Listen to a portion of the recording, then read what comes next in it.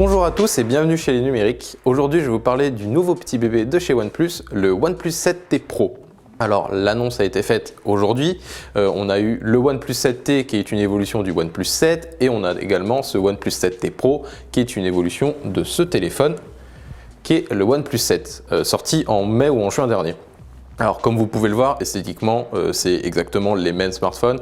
On a ce même écran de 6,67 pouces incurvé. On a ce même petit dos avec les 3 capteurs à l'arrière. Alors la seule différence notable, c'est la présence d'un autofocus laser à côté des 3 capteurs qu'on n'a pas ici. Et également la couleur et le revêtement qui changent quelque peu. Mais sinon, ce sont deux smartphones très semblables. Alors on ne va pas forcément trop s'attarder sur le téléphone en lui-même, puisque si vous voulez voir le OnePlus 7T Pro, il suffira de regarder le test du OnePlus 7, même si on a déjà fait un test, vous inquiétez pas. Ce qui change grandement dans ce téléphone, c'est la puissance, les performances, puisqu'il vient avec le Snapdragon 855 Plus, donc qui est le dernier processeur de Qualcomm lancé en juillet dernier pour le ROG Phone 2. Inutile de vous dire que ce Snapdragon 855 Plus, c'est une véritable machine, d'autant plus qu'il est couplé à 8 Go de RAM.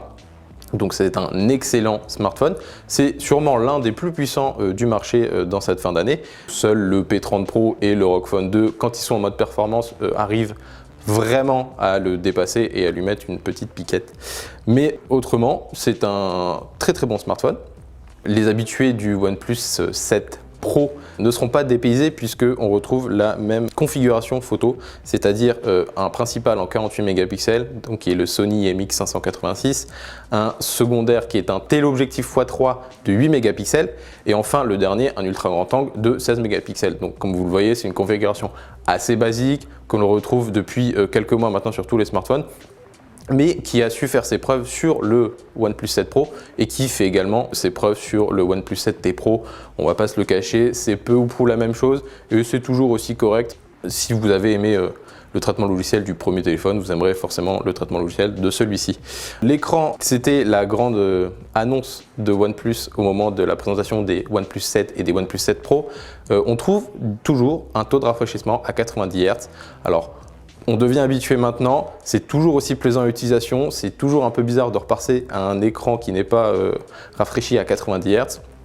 C'est toujours aussi plaisant à utiliser, on va pas se le cacher, ça pompe un peu de la batterie. Heureusement, on a le choix entre du 60 Hz et du 90 Hz dans les réglages, mais par défaut, le 90 Hz est activé et on vous conseille de le laisser comme ça, c'est toujours bon, ça vous offrira une meilleure expérience, en tout cas pour ce téléphone. Au niveau de l'autonomie, c'est peut-être là que ça fait un peu plus mal, puisque là où le OnePlus 7 Pro avait une autonomie d'environ 17 heures, celui-ci a 13 ou 14 heures, je crois, d'après nos tests.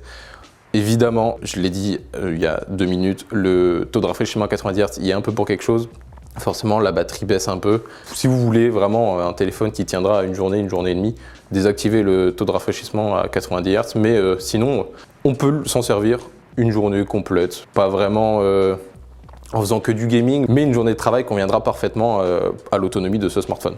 Donc faible autonomie pour le smartphone que c'est, mais recharge ultra rapide puisque c'est la VOC 4.0, donc c'est la Warp Charge, donc une technologie qu'on connaît déjà très bien. On a un bloc de charge de 30 watts, donc autant vous dire que c'est assez monstrueux.